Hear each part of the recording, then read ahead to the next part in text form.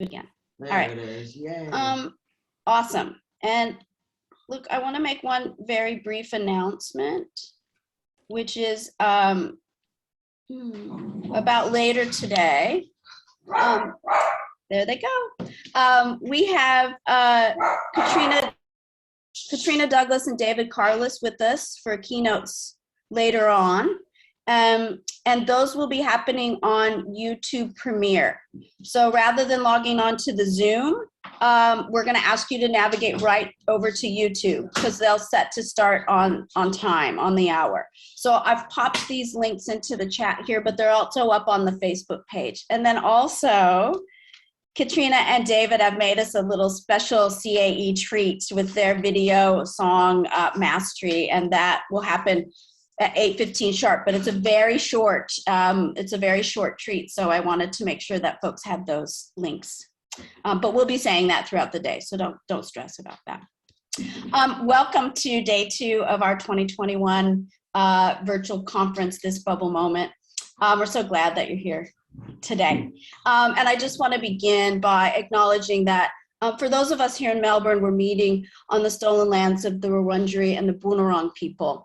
And we wish to acknowledge them as traditional owners, paying our respects to elders past, present, and emerging of these and all the lands on which we work and live, recognizing that sovereignty was never ceded. And for those of you who aren't meeting on the lands of the Great Kulin Nation, I invite you to post where you are tuning in from into the chat. Love seeing those place names come through. Very excited for today's session, and we're just going to get right into it and kick off.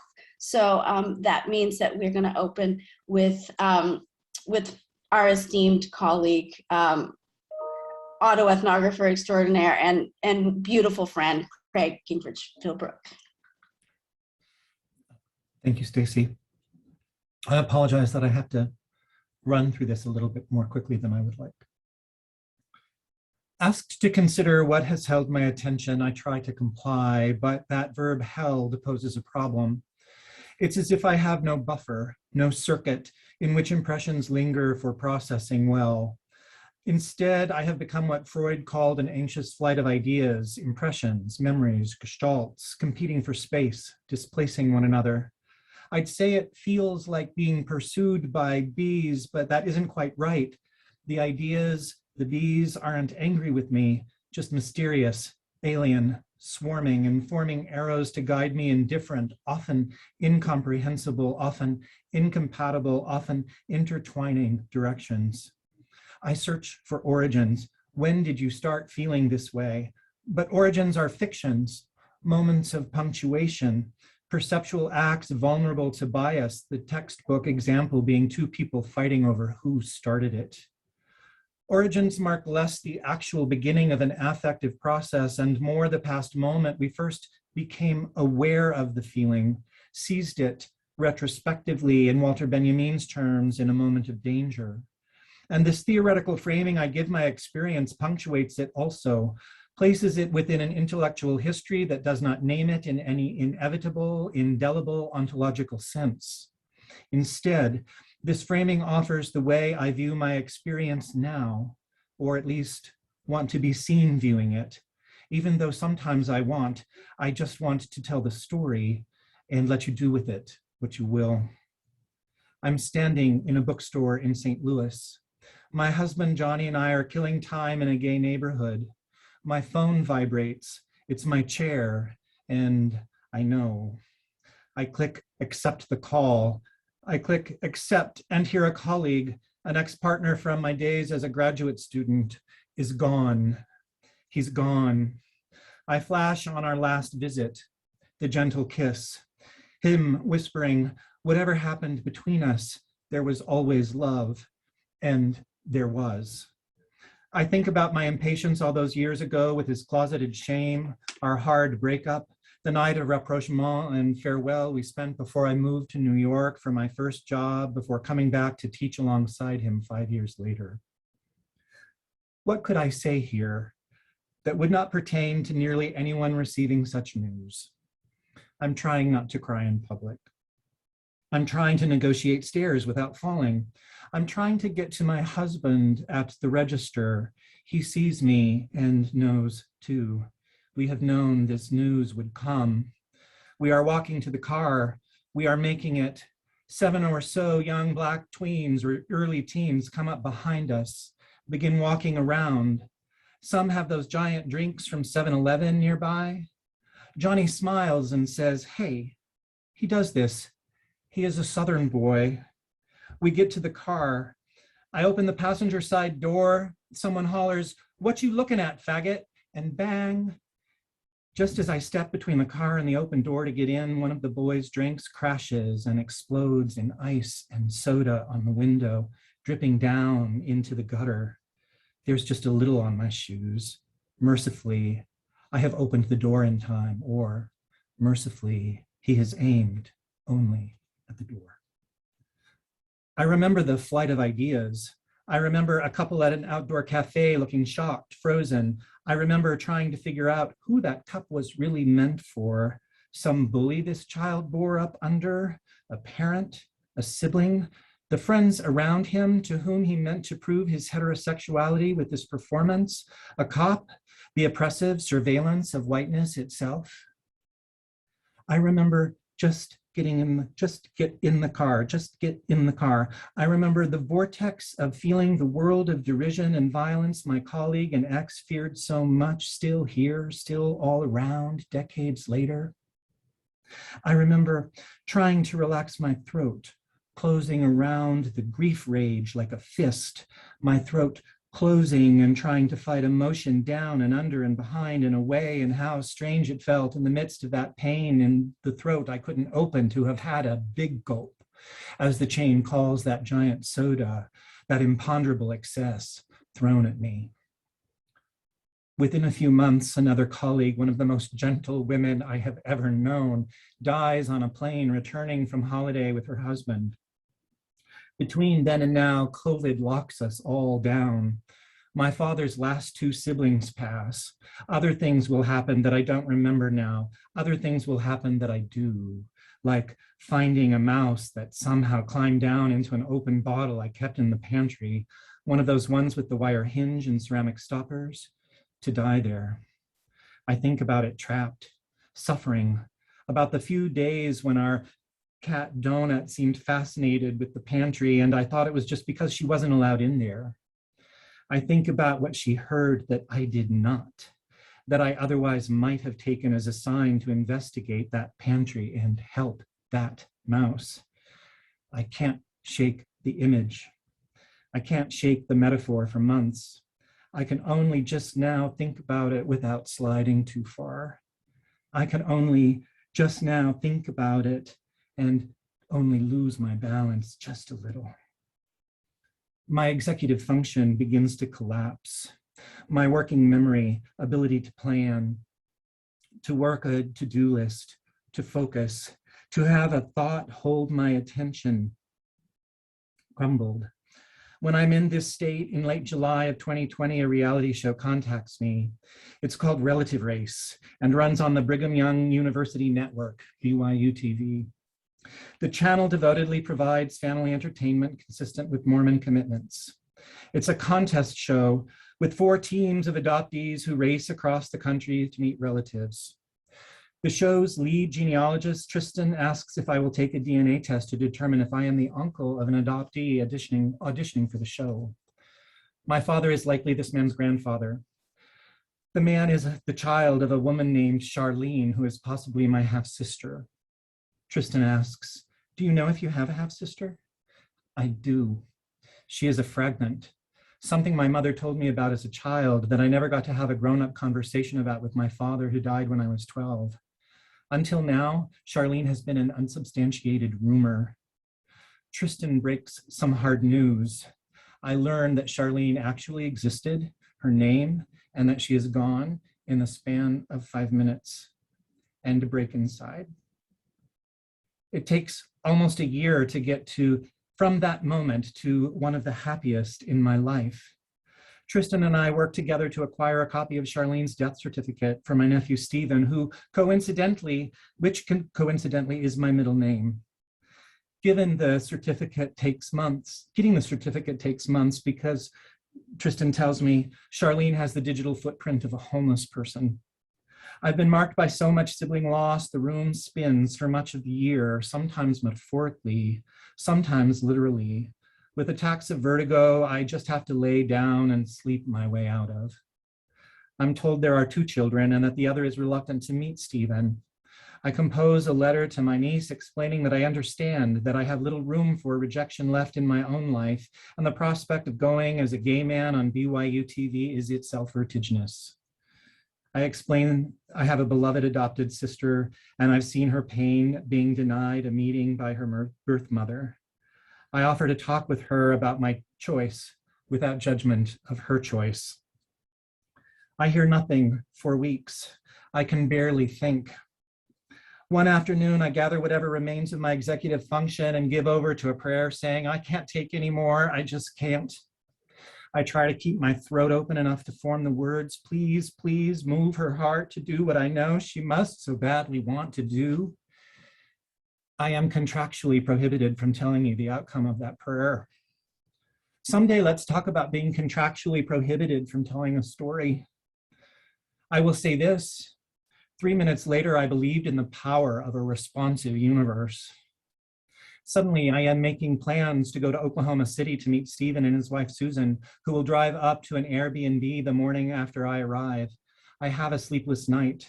In the morning, I begin receiving panicked emails from authors whose manuscripts have been butchered by Taylor and Francis in the typesetting for the double issue of Text and Performance Quarterly I have finally put together in the midst of all of this. I spend the hour before the crew arrives trying to solve this problem. I'm so furious about this intrusion of unnecessary necessity. I think I am going to have a stroke, shaking under the weight of multiple demands on my attention and barely able to type. I try to breathe. The crew comes. They wire me with microphones and take shots of me looking out a window. Finally, Stephen and Susan arrive. They are Team Green, in the race to find relatives, driving a green car and wearing matching green t-shirts. We have to wait while the crew sets up the shot. In my performance cups, I tell the story of a recurring dream of my father coming back from the dead, brought by a doctor to the house. The doctor knocks and I answer so delighted to see my father that I hold him too tightly and he dies again. It is a cruel dream, which I had from his death when I was 12 until one day in my 30s in Shakespeare and Company bookstore in New York City, when a stranger with a bandaged head opened his arms to me out of the blue, looking just like my dad in the dream. He was out with a nurse on a therapeutic walk as part of his rehabilitation after brain surgery. I held him and he patted my back as if to comfort me. It was a lovely, healing, bittersweet moment, and I never had that dream again. As I wait for the production team to say go so I can open the door to Stephen, I pray for guidance and flash on that dream, realizing that in a few seconds, I'll be opening the door to a trace of my dad still in this world, his grandchild. They cued me, and then this happened.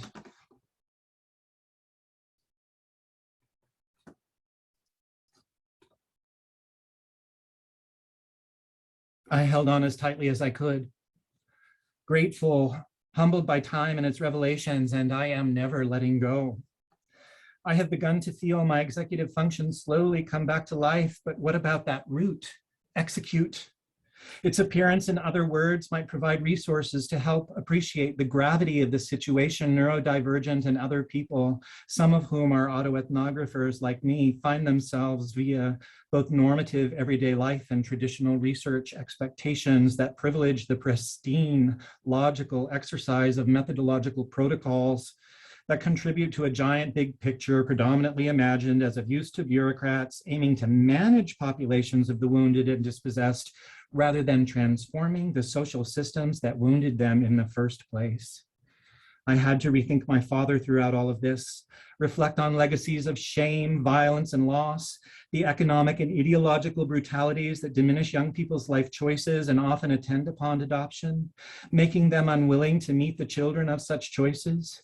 That is, I had to rethink when I could and just look out the window when I couldn't, or stumble around and stub my toes and grab onto things when my balance got wonky in those long weeks of executive dysfunction that are only now abating. I look at it this way. Perhaps the venerated executive in executive function is modeled after the CEO, the chief executive officer of a corporation who, citing logic and calculations, gives orders to various executioners to dispatch the unworthy, whether that's a species in the way of a mining operation, an academic department a dean doesn't understand, or an emotion unprocessed because it is viewed only as a distraction from activity considered more productive. And after that execution, the executive summons various executors to divvy up the resources and remains of the now deceased and defunct, distributing them among the preferred survivors. Chris Poulos says that for many of us, autoethnography is a way of life.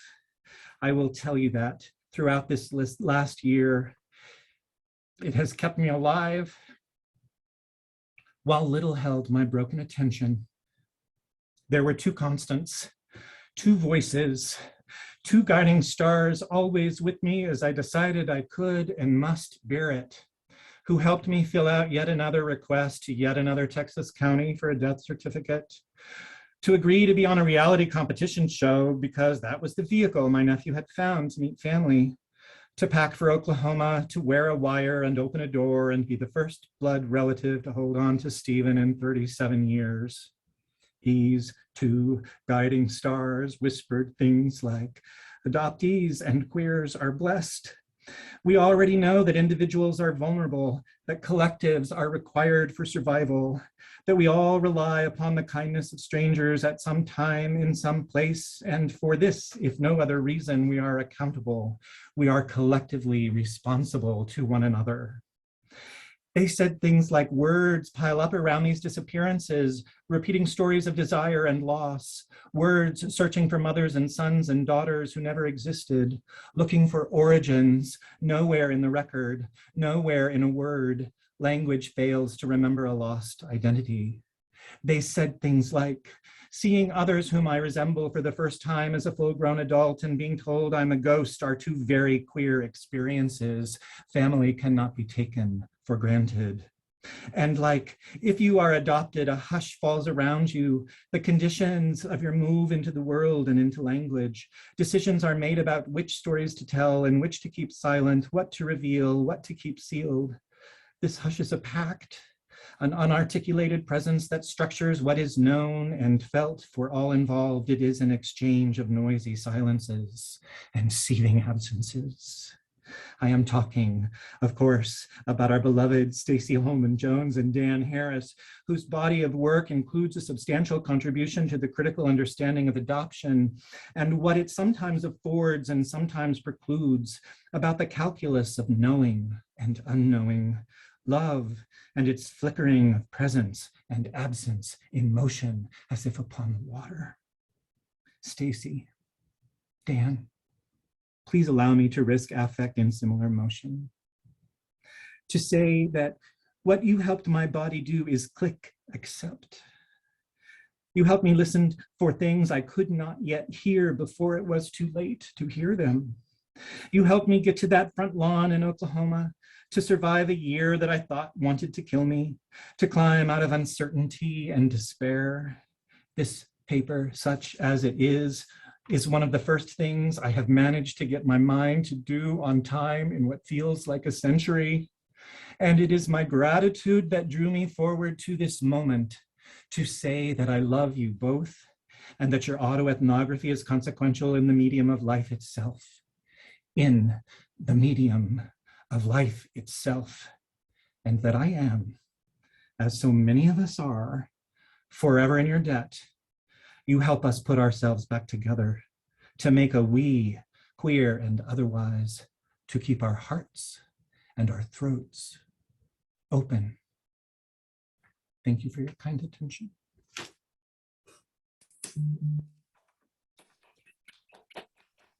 Oh, God. Oh, Craig. Thank you, Craig. Oh. Wow. What a surprise. Um, Thank you for that gift. yeah, thank you. Oh, Thank you. dear. Beautiful.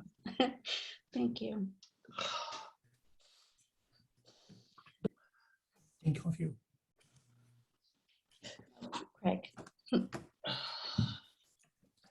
And you know, yesterday, so many of you who were on the screen, and I see some of the, beloved young people who are part of this community. And I said in the session, do come and hear Craig tomorrow morning. And what a gift it's been. And I'm so moved to see you here, Carolyn, and thank you, Davica, for coming as well. It just means a lot, Alyssa, for you to be here as well. So, and yeah.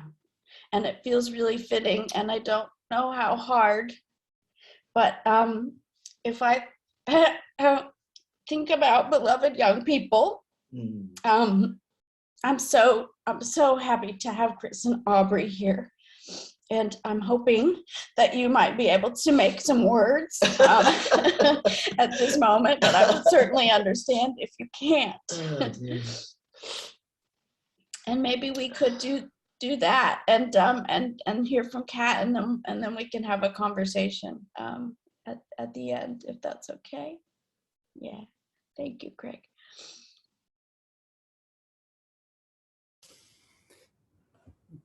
Yes, thank you, Craig. I can't make the right words, but I can make some words that we made earlier and share them with you all.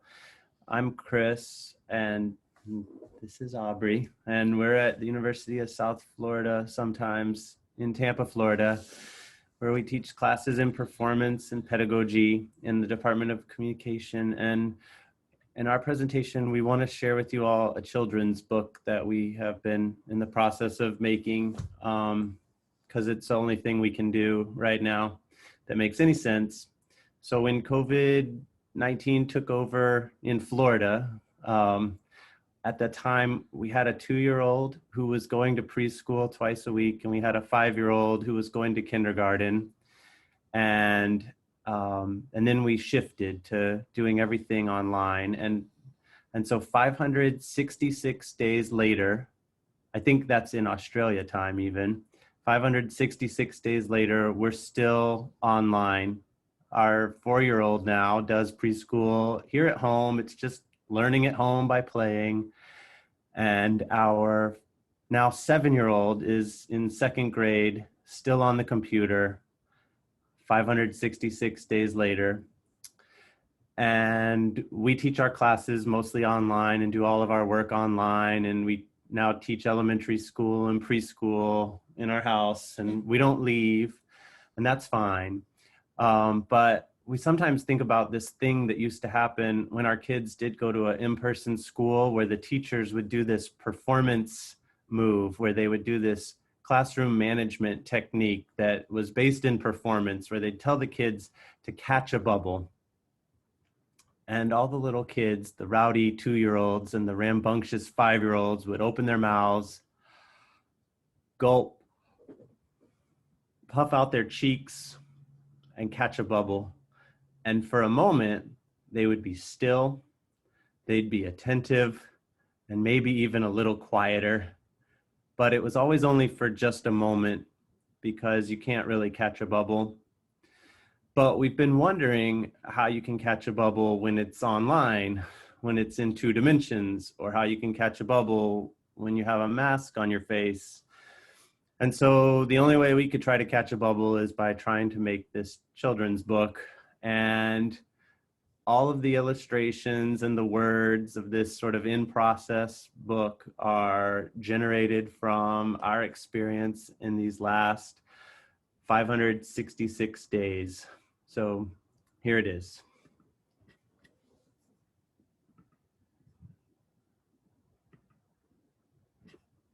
Uh-oh.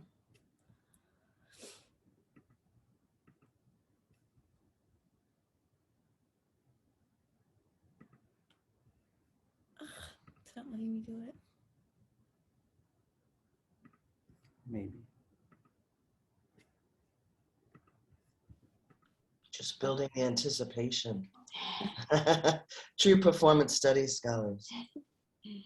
And I tried this before, so, but of course, as soon as I do it for everyone. Okay, can y'all see this? Or a blank screen? Okay.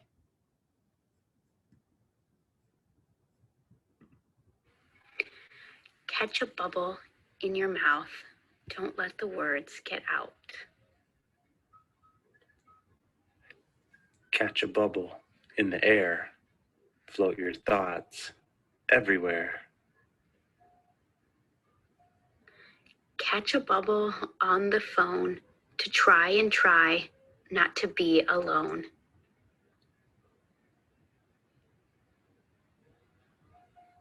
Catch a bubble. Rub it round. Make a funny, squishy sound.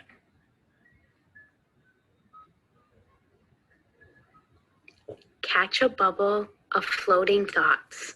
Hold them close. They're all you got. Catch a bubble. Copy your friend. If you're not careful, this'll be the end. Catch a bubble in your hand. Shine it, swirl it, till it's grand. Catch a bubble, take a ride. Careful not to pop it while you're inside. Catch a bubble in the oven. Give that flour some good lovin'. Catch a bubble when it's not looking. That'll really get things cooking. Catch a bubble. You might get sick. Ick, ick, ick. Catch a bubble full of words hovering above your head like a flock of birds. Catch a bubble on the shore. Run and chase it forevermore. Catch a bubble in your bath. Splash and splash. You're clean at last. Catch a bubble in between. Stand there, hold it like a dream. Catch a bubble, let them be. Hold them, float them, and in between, see them, hear them, let them go. Bubbles, bubbles, overflow.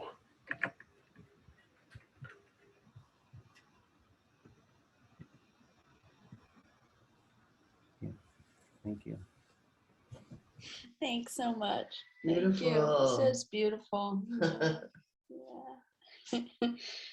Tears are still coming out of my eyes. I love that. Thanks so much, Chris and Audrey. Kat, let's see. Let's turn to you. Kia ora koutou. Thank you very much for having me. I'm feeling quite nervous now, actually, but I just wanted to share a quick karakia to kind of ground me in the stories that we've shared this morning and heard, and also from yesterday. So, kia hora tia marino, kia whakapapa ponamu te moana. Hei huarahi mā tātou e te rangi nei. Aroha atu, aroha mai. Tātou e tātou katoa, hui e, taiki e. May peace be widespread. May the sea be like greenstone, a pathway for us all this day. Let us show respect for each other, for one another. Bind us together. So I'm just going to try and screen share. I'm having quite big issues with my mouse. So right at the end, I might just drop out completely. I'm sorry. But I'll jump back in again. All right.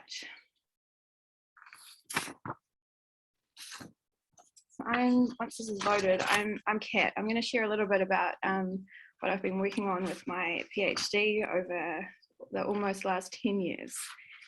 I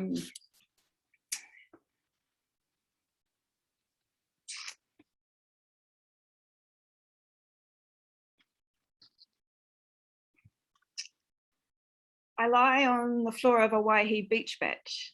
It's dark. I'm crying. I'm at a writing retreat in 2012. It's my first one with my fellow doctoral colleagues. I'm crying because my new friend had a baby too. She had a boy born on the 31st, and that was my due date. My Emily was born on the evening of the 11th, but had died sometime earlier that morning. I'm crying because we've both got stretched pukus. We've both made small humans and started our PhDs, but she has a child at home and I do not. Esther hears me crying. I can't remember the words she said to me while I hid in the dark, but for some reason she lent me a book on artography. Once Esther graduated, I carried on with my studies, and the book that graced her desk was no longer needed and has come to lay on mine. Artography made sense because maybe in a vulnerable moment and combined with the Waihi beach air and the effects of writing with fellow passionate, thoughtful writers, it was a necessary method, finding meaning in the waves of how I think through my research and my lives. Artography made sense. But also, when I cry, my nose gets blocked, and artography came to sit in my conversation with a hard D instead of a T. I like the melding together of artist, researcher, teacher, but I kick back hard on teaching as my training's in the theatre, as a director, as a playwright. I'm not an educator, I'm not a performer. I'm not teaching, I'm directing. So it became artography. And even though my daughter died, I was still a mother.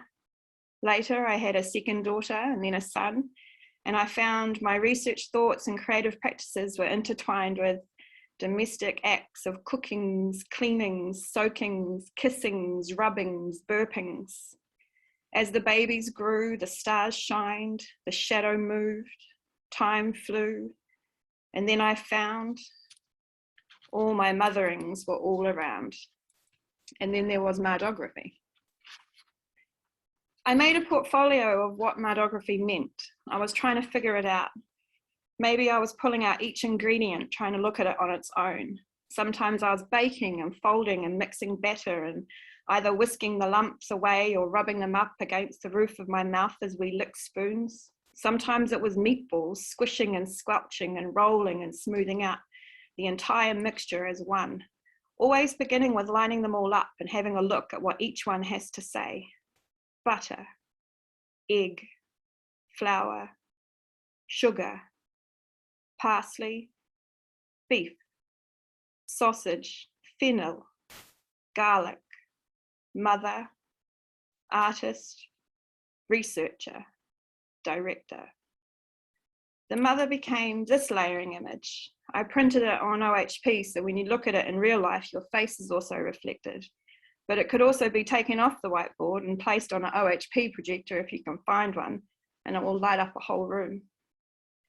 Part of it was my swollen pregnant belly, a vessel, bruised with Clexane injections, the face of my 25-week-old neonate, and the rose that my stepmother grew and plucked in the first spring following Emily's death and birth. The OHP, maybe it was just me trying to make a cheap theatre gobo, lighting the stage, setting the scene. I decided though I needed the artist. She became a dramaturge, because my art really is about moving bodies and space with text and subjectivities and other material and immaterial forces. The dramaturge kind of orchestrated the ocean of my mahi, my work. The researcher, she's been hovering less. less inclined to speak. She observes. She seeks her own poetic criticality. I find her lost in books and daydreaming. She spends so much time watching and uses found poetry to capture theory and practice, history and old art journals, written by both the mother and the director. And the director, a masked figure, able to coax a journey from the dark. Peter Brooks says, the director is always an imposter, a guide at night who does not know the territory, and yet has no choice. They must guide, learning the route as they go. Peter Brook also says the stage space has two rules. Anything can happen, and two, something must happen, like bubbles. My lockdown bubble, my work was disappearing, became transparent. I was trying to run workshops. I couldn't run workshops. Embodied data online wasn't working. We came out of our bubbles. I ran the workshops. We shared stories and with our bodies about theatre, social change, their relationality, the holding of the work. But there was still something missing. And that's when the walls fell down or the bubble popped. Here is my daughter, my second daughter. This was the first day I saw her whole face and the third day out the vessel. This is when I named her Ella Jane. She suffered a brain bleed a few hours before this photo was taken, but we didn't know. It was a bleed that was so phenomenal, I was told she'd never walk or talk or speak or eat or recognize me, and that she might not survive.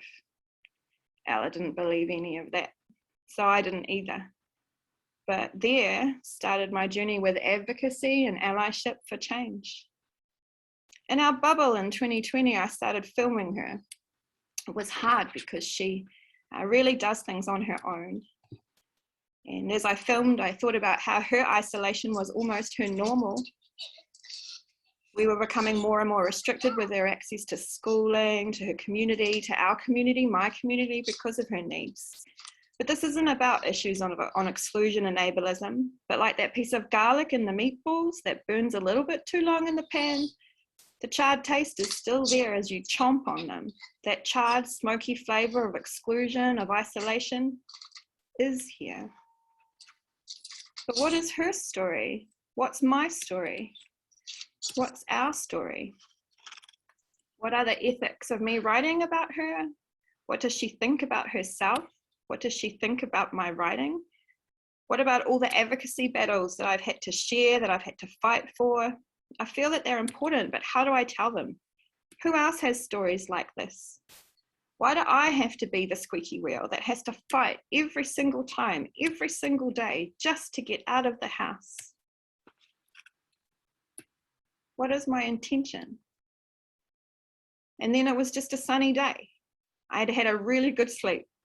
I looked out the window and I saw the branches creak in the wind, and I decided to create a verbatim documentary theatre show, Squeaky Wheel.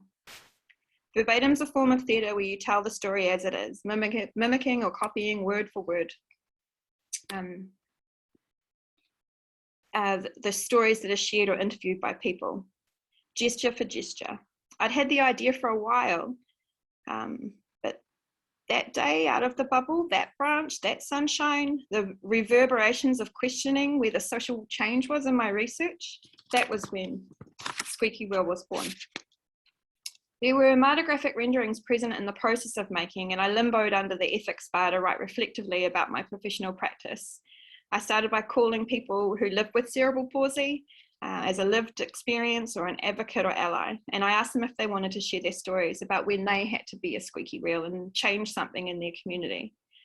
I interviewed people across Aotearoa and heard very loudly it needed to be an inclusive show. But what did that mean?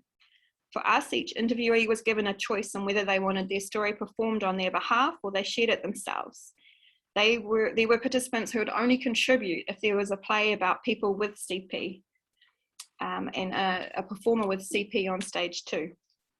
I found a speaker and disability advocate, Amy Hogan, and her assistant's dog, Mary. Ready for and Tansy, a professional actress who was able to move between playing a disability and not playing a disability because she had a body without CP. We had 12 hours of material and 45 minutes to share it. I didn't tell anyone that we pushed it to 60 till after they left. We also had issues with inclusion in terms of ticketing. Do I need chairs? Do I need space for walkers? What is my fire hazard and safety plan? You know, what do I do with all of this extra equipment? And for once, if you just needed a seat, you were last on the list. We had to find a venue. We had one gifted with the cerebral palsy officers, but then I was told that we needed to find something mainstream so mainstream people would come. But finding one for the fees we could afford that we didn't have, that was accessible, was impossible. Toilets, access, stage access for a performer.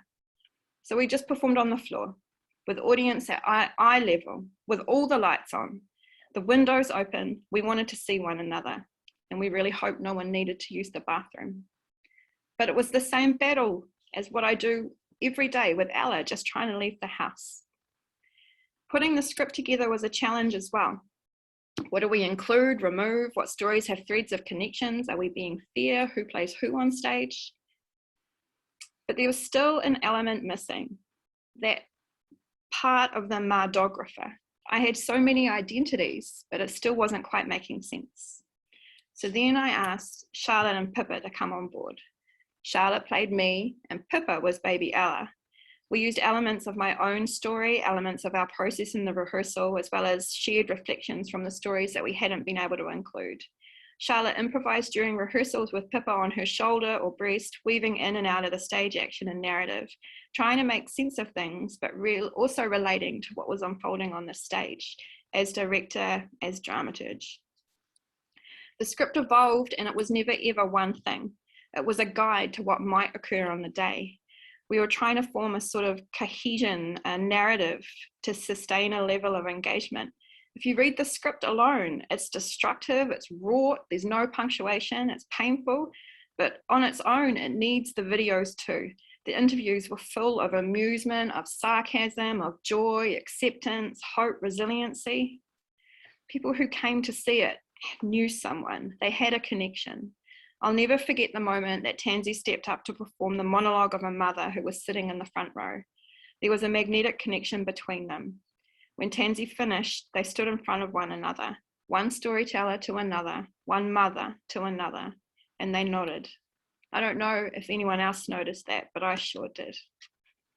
I had to ask, what is cerebral palsy to you? One person answered, for me, CP is like the sea. Sometimes it's beautiful and warm. Sometimes it's cold and rough, and you just don't want to be there. We used the waves to open up and close the play. We filmed beaches in Aotearoa in the south and the north, from the east and the west. I look back on the metaphor when we got stuck.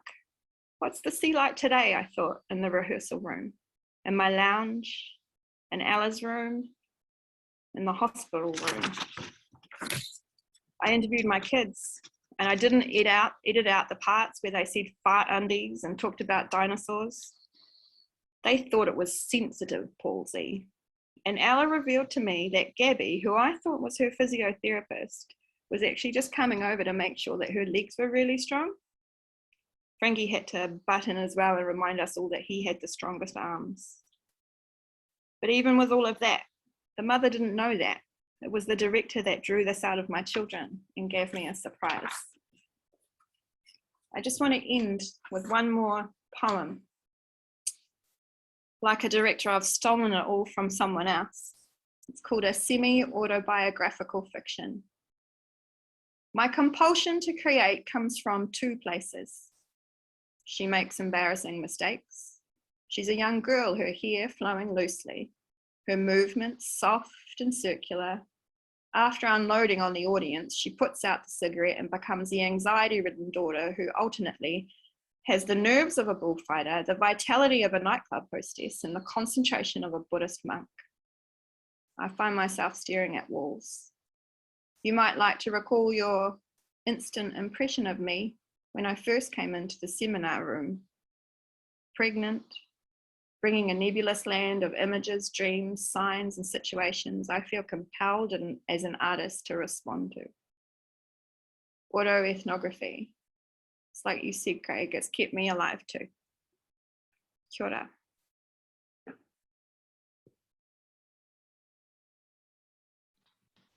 Thanks, Kat.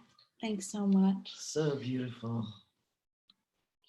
What a beautiful constellation of pieces and serendipity about how well they spoke to one another and spoke to all of us. Do folks have comments or questions that they want to share out? Certainly welcome to post in the chat. Thank you.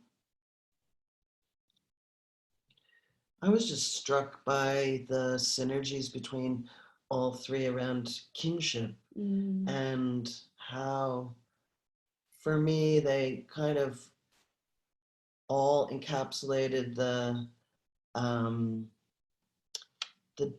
sort of inextricability of the pain and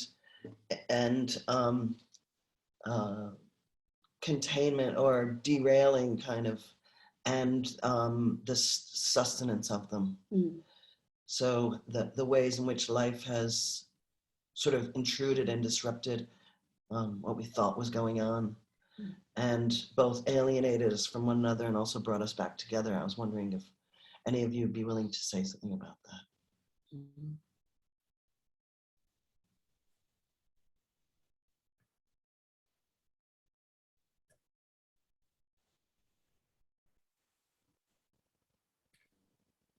Dan, I think that's sort of it in a way.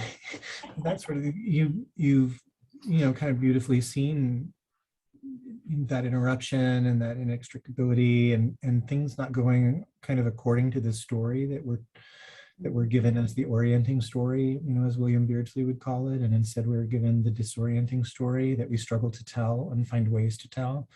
Whether that's in the bizarre form of a reality television show or this beautiful, sweet children's book, or just this work to try to help, link the identity of mother into this, making where it rightfully belongs, in so many ways, right? And identify which of those personae is discerning what, when, from whom, and in what coalition. Yeah. Thanks, Craig. I don't think this is a question, but Kat, I think you said something about that performance being on the floor with the lights on and kind of throwing the windows open. And I really felt like the idea that you found a way to put these words and images and ideas and feelings together is sustaining, as Dan says, and also a little miracle. I don't know how many places I've been where people said I didn't think I could make anything for this event, but somehow I managed something. And it's been remarkable, the kinds of things we've managed to make. And I really felt that so powerfully today. So thank you. Thank you all.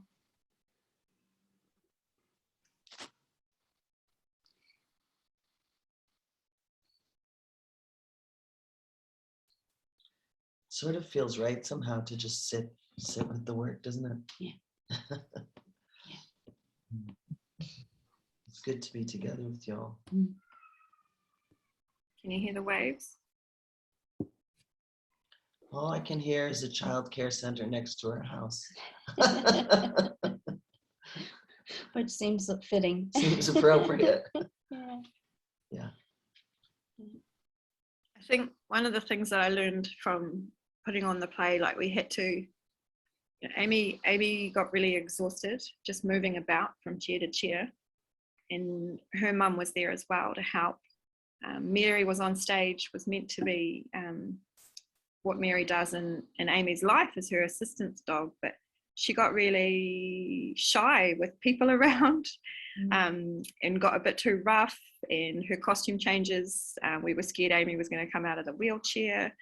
On one show, the baby on stage filled a nappy and the dog vomited on stage. It all unfolded and it was all okay. And there was this one moment that it was my proudest script writing moment, I think, in my life. And Charlotte and Roll said to the other two actors, so what do you think? How's the show been for you? And I never knew what they were going to say next. And so in that moment, the audience sees these two bodies who've been playing all these different people come back and play themselves, and kind of jar the juxtaposition about, the kind of ideas of what theatre was. But at the end of the first show, nobody left. They just sat there. So we opened up a space in the corridor, and people came and sat on the lounge on stage and patted the dog and held the baby and talked to one another. And I think sometimes, we keep the light on and it's still a black space. It's like, bring it out a bit more. That's that kind of bubble popping. Anyway. That's great. Thanks, Kat. There's a question in the chat about how we might be able to see Squeaky Wheel. Good question. So trying to document all of that at the same time has been challenging. We were really lucky. We actually won a couple of awards at the Auckland Fringe Festival, and one of them was the Touring Award. But that festival that's coming up has been postponed because of restrictions. And my daughter also had a massive surgery, so we're taking a break. So what we're actually planning on doing is redeveloping the whole piece. And we'll be taking it back on tour next year and taking it around the small towns in New Zealand for those who contributed. And what we've kind of made a plan where we'll tour around the North Island first, and there's a part of the play where you can become part of the play and share your own stories, and those might kind of become added to it as well. But we're also trying to generate it in a way where if we can't all be present, because that's a reality, not just because of COVID, but also managing health and disability, that we can duck in and out. So we're going to track it with we're going to kind of film as we go on our big road trip. So there'll be a short documentary about it, and then we're planning to bring it over to Australia at some point in the future. But we've realized it's not one show, it changes every day. So right now, we don't have any documentation, but even our theatre reviewers had to cancel. So there was very, very little, but the aim is to take it to, once we've toured the smaller centres, and put it on in libraries and offices and cafes, or anyone that will take us, then we'll take it to the bigger theatres. The plan is to, instead of putting it on inside, we're taking it to the theatres that aren't accessible. So you pay your ticket, come inside, and then we'll walk you straight back outside and put it outside the theatre instead. So, maybe you can keep the Facebook group posted on developments next year as things progress. Yeah, absolutely. Thanks for that. Yeah, great. Thank you. It's just, gift. Yeah, what a beautiful, beautiful gift. Thank you to Craig, and thank you to Chris and Audrey, and thanks to Kat, and thanks to all of you beautiful folks who've come in at the end of your days or at the very beginning. What a wonderful day, way to kick off our second day. I'm so grateful. We're going to have just a minute of transition here. So we will leave this Zoom. And if you're able to hang around with us, we're going to have, I think, a keynote now. Keynote is next. From our lovely, talented, and beautiful writer, Liz McKinley, who's going to talk about love letters to feminist writers and icons. And that is in the Zoom One link on the program. And if I can quick, I'll find it and pop it in the chat. Does everyone know how to get there? Yeah. I'm gonna put it in. Yeah, I'll pop this. There it is. Yeah. Okay. If you want to come along, we'd love to have you. Yeah. There it is for that. Thank you so much to all of you. Thanks, everyone. Thank you so much. Yes. Thanks.